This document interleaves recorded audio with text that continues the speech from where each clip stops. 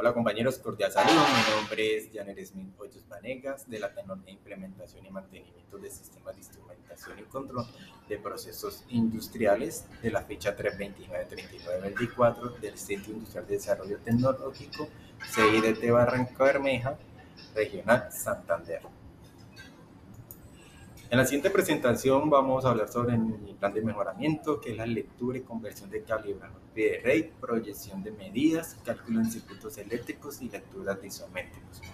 Vamos también a observar las principales falencias que tuve a la hora de presentar mi instrumento evaluativo, como fue utilizar los decimales completos, el desuso de las comas, también en el área de circuito no poder las medidas en los cálculos de los circuitos, entre otros problemas que se pueden considerar que no son complementarios para la formación.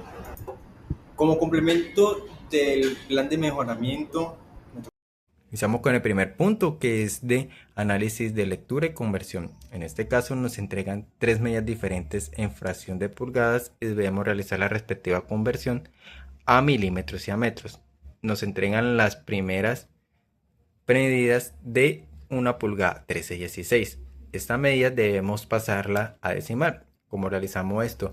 Realizamos la división de 13 entre 16, pero en este caso, como el número 16 es mayor, el número 13 les prestamos un número 0. Así nos quedaría un resultado de 0,8125 pulgadas. Este valor debemos pasarlos a milímetros. Recordemos que una pulgada equivale a 25,4 milímetros. Entonces, para realizar la respectiva conversión, multiplicamos 1,8125 por 25,4, dándonos un resultado de 46,3750 milímetros. Ahora, para realizar esta conversión de milímetros a metros, tendríamos dos formas de hacerlo: dividiendo este valor que nos da en milímetros entre 1000, o haciendo el uso de las comas. En este caso realicé o lo manejé durante el uso de las comas, que quedaría de 0, bien. Ahora continuamos con la siguiente medida, que es de una pulgada 15/16 octavos, que realizamos los mismos procedimientos mencionados anteriormente. Al realizar la respectiva división, quedó de 0,9375 pulgadas. Este valor lo multiplicamos por 25,4, que nos arroja un resultado de 49,2125 milímetros. Ahora, este valor, para pasarlo a metros, como lo mencionaba anteriormente, podemos hacer el uso de la coma o dividirlo entre 1000. En este caso, el resultado es de 0,4.921.250 millones décimas de metro. Y finalizando con el punto C de la primera parte, primero nos indicaba que era una medida de una pulgada 14/16 avos. En ese caso lo simplificamos y quedó de 7 octavos, ¿sí? Al realizar la respectiva división nos arrojó un resultado de... Muy bien, ahora continuamos con el punto número C, el último de la primera parte, que es del análisis de lectura y conversión. En este caso nos indicaba que la medida era de una pulgada 14/16 avos, que al simplificarlo quedó de 7 octavos. Este valor, al realizar la respectiva división, quedó de 0,875 pulgadas. Al pasarlo a milímetros, que es multiplicando por 25,4, quedó de 47,625 milímetros. Ahora, al realizar la conversión a metros utilizando la metodología de la coma, quedó de 0,04.700.625 centimillones décimas de metro. Bueno, en el siguiente punto nos piden graficar las siguientes medidas, iniciando con una de 1250 milésimas de pulgada, teniendo en cuenta que cada uno de estos números grandes indica que vale 0,100 milésimas y el pequeñito vale 0,25. Teniendo esto claro, en el número 1 ya nos indican que tenemos 1000 milésimas de pulgadas, por lo tanto, para hallar el valor que nos hace falta serían 250. Nos paramos aquí en el número 2, que ya serían 1200 milésimas de pulgada. Como cada línea pequeña vale 0,25, entonces sería 1200 milésimas de pulgada, 1225 y 1250 milésimas de pulgada. Ahora en el siguiente punto nos piden hallar 3/4 de pulgada. Como bien lo sabemos, del número 0 al número 1 existen 16 líneas, ¿sí? Por lo tanto, al pararnos aquí en la tercera línea, que equivale al número 12, serían 12/16 de pulgada, que al simplificarlo quedaría 6/8 de pulgada, y finalmente con la medida que nos piden, que es de 3/4 de pulgada. Finalizando con la última medida que nos piden representar, que es de 24,5 milímetros, ¿sí? Podemos observar que la línea está antes del número 5. ¿Por qué? Porque nos piden graficar 24,5. Por lo tanto, el 20 que representa el 2, perdón, que representa el 20, serían 24,5 milímetros. Continuando con los demás puntos, continuamos ahora con los circuitos, uno en serie y uno en paralelo, que iniciamos con el serie. En este caso nos dan un circuito en serie que tiene 3 resistencias, una de 10, otra de 30 y una de 60 ohmios, que da una RQ equivalente a una resistencia equivalente de 100 ohmios. Para ella la intensidad es el voltaje sobre la resistencia equivalente, que sería 15 sobre 100, para un valor de 0,15 amperios. Ahora, nos piden hallar el voltaje que pasa por cada una de estas resistencias. La fórmula es la intensidad por cada una de las resistencias, dando en un valor en el valor del voltaje de la resistencia 1 de 1,15 voltios, en la resistencia 2 de 4,5 voltios y en el tercero de 9 voltios.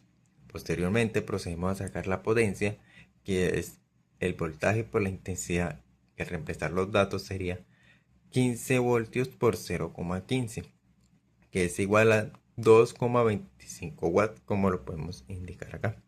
Ahora nos piden hallar la potencia que pasa por cada una de las resistencias, que su fórmula sería el valor del voltaje que pasa por cada una de las resistencias por la intensidad, teniendo la potencia en la primera resistencia de 0,22 watts, en la segunda resistencia de 0,675 watts o 675 watts, y en la tercera de 1,35 watts.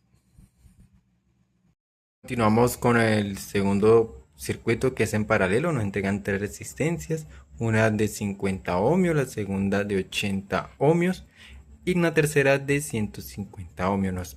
Nos piden hallar la corriente, el voltaje y la potencia.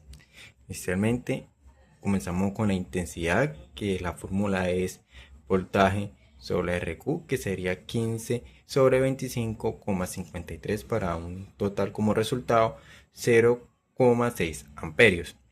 Ahora vamos a hallar la intensidad de cada resistencia, que la fórmula es voltaje sobre la resistencia a la que vamos a hallar.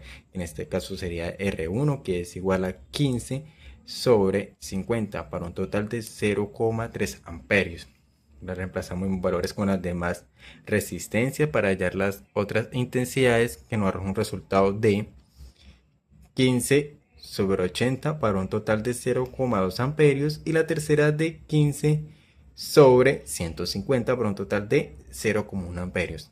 Inmediatamente hallamos la potencia que pasa por cada resistencia. La potencia que pasa por R1 sería igual a 4,5 watts, que la fórmula es el voltaje por la intensidad que pasa por esa resistencia. Igualmente sería con la potencia de la resistencia 2, que es igual a 3 watts, y la potencia de la resistencia 3, que sería igual a 1,5 watts.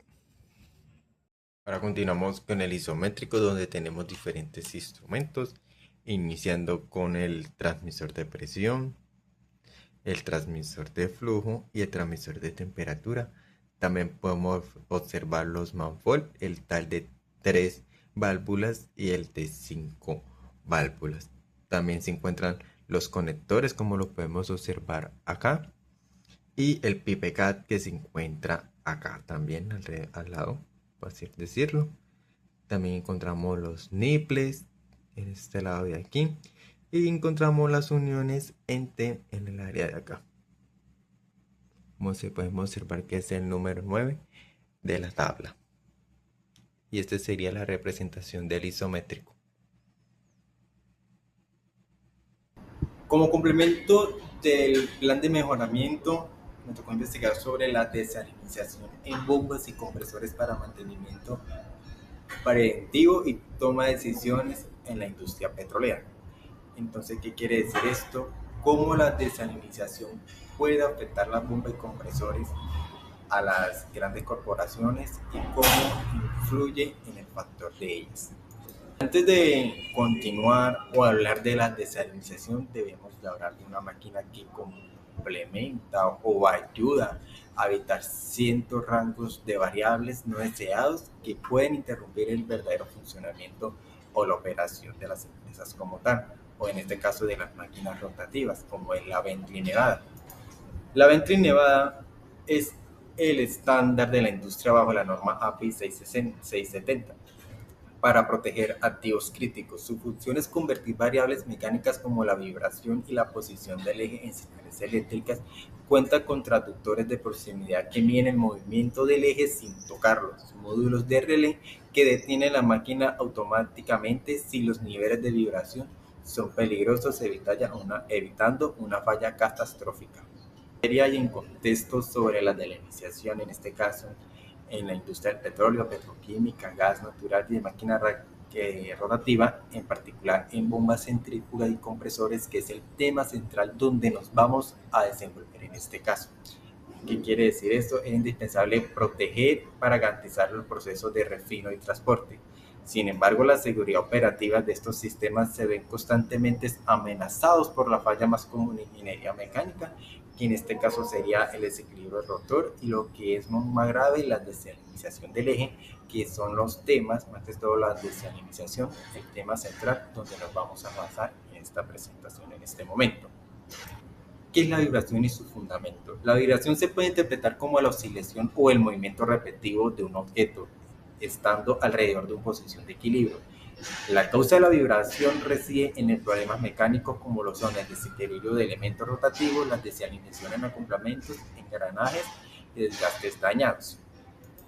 Un buen análisis de vibración permite diagnosticar fallas y controlar la integridad de las máquinas industriales. Las principales causas son el desequilibrio, el desalineamiento, engranajes y problemas eléctricos y los rodamientos, que son las principales causas que puede hacer que una máquina rotativa pierda propiedades y no garanticen un buen funcionamiento.